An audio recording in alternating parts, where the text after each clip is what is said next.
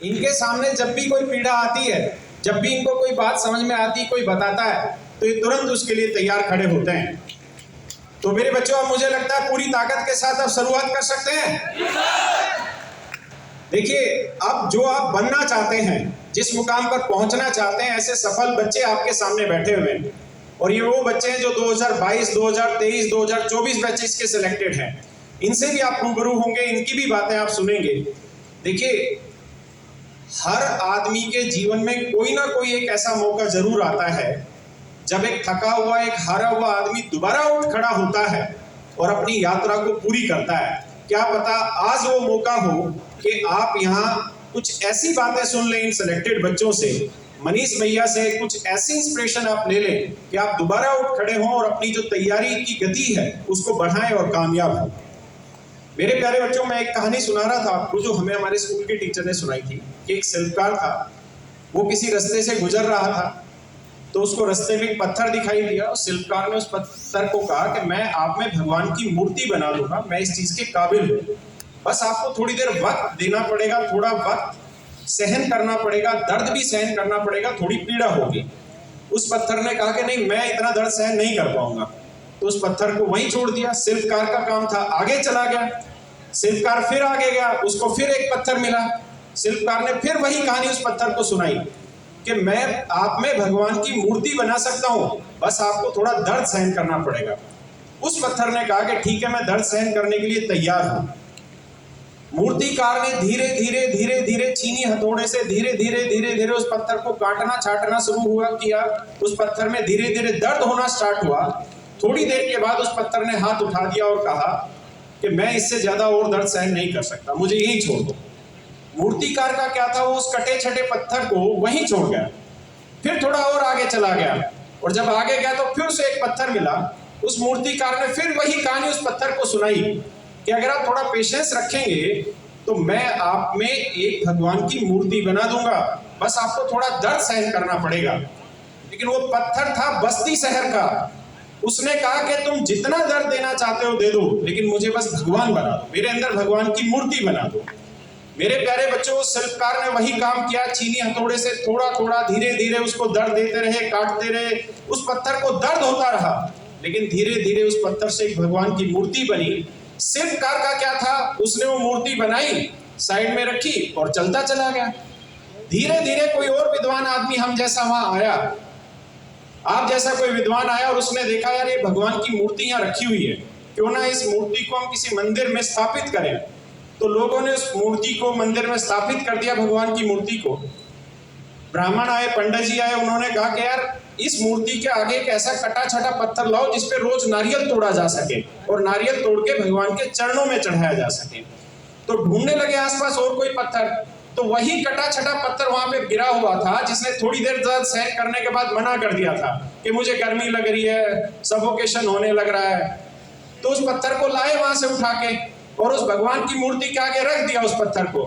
अब रोज उस मूर्ति के आगे लोग आए और नारियल लें और उस कटे छटे पत्थर पे दबा के तोड़े और उसका पानी भगवान को अर्पित करें। रोज ये काम हो रहा है। जो पत्थर थोड़ी देर दर्द सहन नहीं कर पाया, अब उस पत्थर पर रोज नारियल तोड़े जा रहे हैं, रोज उसको दर्द हो रहा है, लेकिन वो उफ भी नहीं कर पा रहा। मेरे दोस्तों, जीवन में आपको ये समझना होगा, एक ही पहाड़ से दो पत्थर निकलते हैं।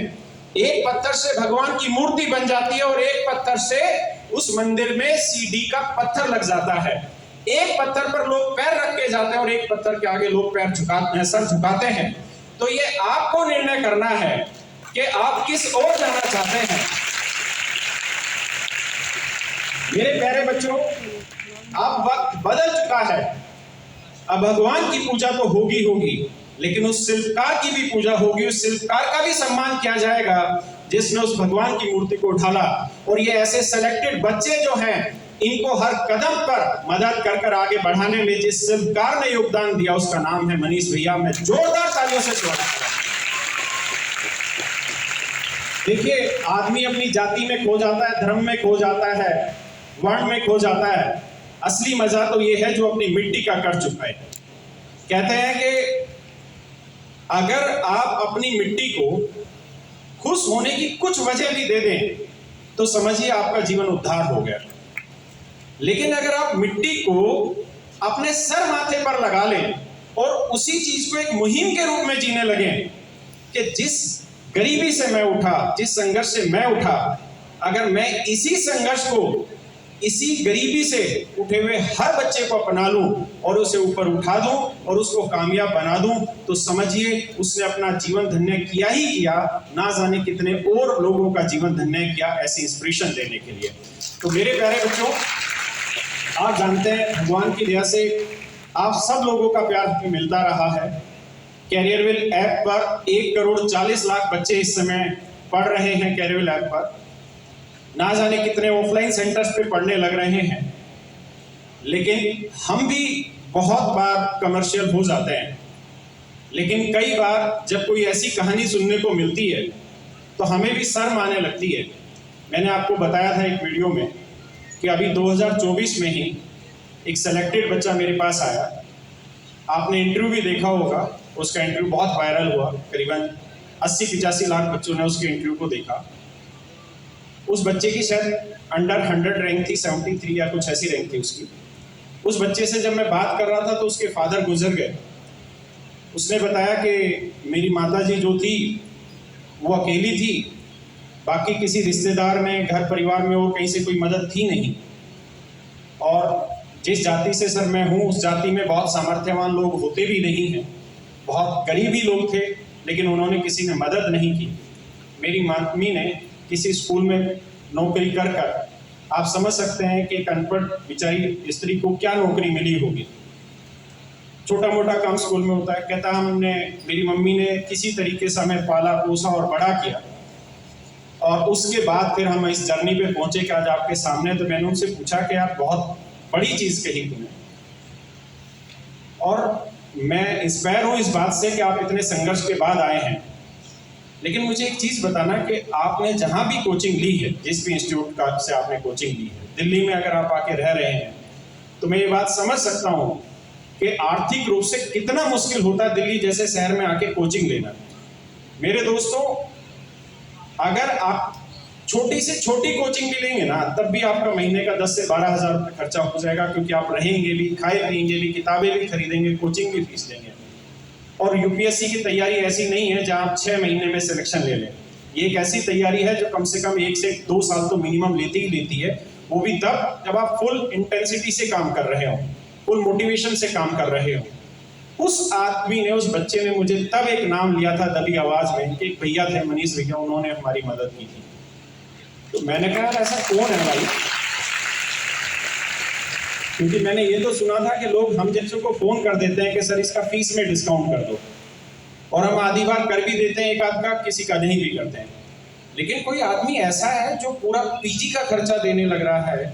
एक आदमी ऐसा है जो आपका वाजिराम में रवि जैसे इंस्टीट्यूट जहाँ पे 2.5-3 लाख रुपए फीस है, वहाँ पे कर रहा है। मैंने कहा आपका रिश्तेदार है कोई? कह रहा नहीं, मैं थोड़ा हरियाणा से हूँ, मेरी भाषा सख्त है तो उसके लिए माफ करिएगा। तो मैंने कहा कि आपका कोई रिश्तेदार है भाई? बोला नहीं, वो बस्ती के रहने वाले हैं, मैं वहीं का हूँ। तो उनको जो भी जाके बोल देता है वो मान लेते हैं, वो थोड़े भोले टाइप के हैं। मैंने कहा ऐसा कौन बोला, हमें भी तो मिलाओ। उसके बाद धीरे धीरे इससे जानना शुरू किया। मैं राजेंद्र नगर पीजी में गया, वहाँ बहुत सारे बच्चे तैयारी कर रहे थे, वो इसी तरीके से मनीष भैया की हेल्प से काम करने लग रहे थे। फिर मुझे लगा यार अगर कोई आदमी इतना मोटिवेटेड होके काम कर रहा है तो मुझे एक बार कम से कम आमना सामना उनसे करना चाहिए, उनसे मिलना चाहिए कि ऐसा कैसे संभव है कि कोई आदमी बिना किसी लाइमलाइट की इतनी हेल्प कर रहा है बच्चों की, और अगर कर रहा है तो हमारी नज़र से दूर कैसे है।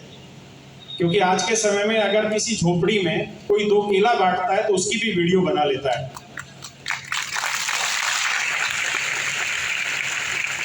लेकिन एक आदमी लगातार बच्चों की हेल्प कर रहा है, और वो भी थैंकलेस पर्पज से। तो मैं मिला, जब मैंने पूरी कहानी सुनी, मैंने समझा इनके अंदर की चीज़ को। आपको जानकर हैरानी होगी, मनीष भैया लगभग मेरी उम्र के हैं, लेकिन मैं अपने जीवन में वो मुकाम हासिल नहीं कर पाया समाज के भले के लिए जो इन्होंने कर दिया। मैं इनको सैल्यूट करता हूँ इनकी सेवा के लिए।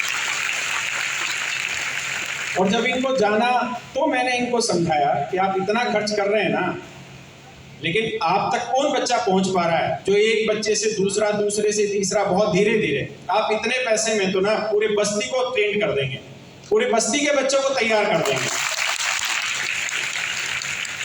फिर इनको किसी तरह समझाया कि नहीं चलना है, और मैं करता हूँ एक प्रोग्राम वहाँ पे, और आप जो ये फ्री में काम यहाँ कर रहे हो, पूरे बस्ती के लिए आप काम करना चाहते हो तो आप वहाँ पे करो। बड़ी मुश्किल से इनका टाइम वाइम निकलवाया, क्योंकि काम धंधा करने वाले आदमी लाइमलाइट नहीं चाहते हैं ये लोग। अदरवाइज आपने देखा होगा हमारे सारे सेमिनार संडे को होते हैं। ये जीवन का पहला ऐसा सेमिनार है जो बुधवार को कर रहे हैं। उसका कारण ये शिल्पकार जो आपके सामने बैठा है यही है, क्योंकि इन्होंने मुझे समय बुधवार का दिया। आज जितने भी बच्चे यहाँ आए हैं, जो बाहर इतने सारे बच्चे बैठे हैं, अंदर बैठे हैं, मैं दावे से कहता हूं कि अगर ये इस प्रोग्राम संडे को होता तो हम इसका 100 गुना बच्चों के साथ यहाँ होते। मेरे प्यारे बच्चों, आज ये जो बच्चे सेलेक्ट होकर आए हैं, ये सिर्फ इसलिए आए हैं कि हम उस आदमी के लिए, उस आदमी ने जो किया है, देखिए ऐसा नहीं है कि इन्होंने केवल आईएएस के लिए किया है, इन्होंने सिपाही के लिए भी उतना ही काम किया है। मैं जब इनके घर गया तो सिपाही से भी उतनी ताजगी से हाथ मिलाते हैं जितने ताजगी से ये किसी अफसर से हाथ मिलाते हैं।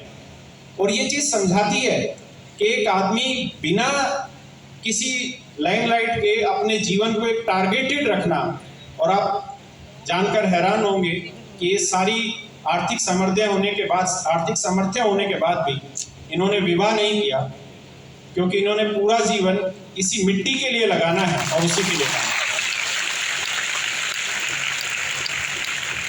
जब मैं इनको यहाँ लेकर आ रहा था तो 50 बार हाथ खींच रहे थे कि नहीं नहीं मेरे बस की है नहीं ये सब करना। तो मैं इनको ये कह रहा था कि अगर आपकी शक्ल देख के अगर केवल 2 बच्चे भी ऐसे हो गए जो बस्ती के कामयाब होने के बाद बस्ती के आगे आने वाली पीढ़ी के हाथ पकड़ के आगे ले जाएं, तो समझिए सर मेरा भी जीवन सफल हो गया और आपका भी जीवन सफल हो गया।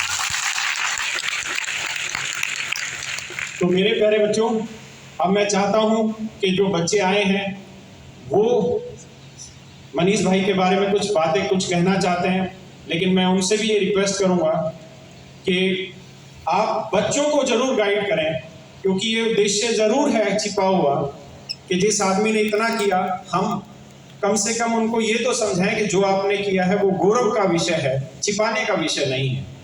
लेकिन मैं चाहूँगा कि जो सिलेक्टेड बच्चे हैं वो आएँ, और जो हमारे सामने ये बच्चे बैठे हैं इनके अंदर वो ऊर्जा डालें, इनके अंदर वो स्ट्रेटजी डालें जिस स्ट्रेटजी के दम पर आपका सिलेक्शन हुआ।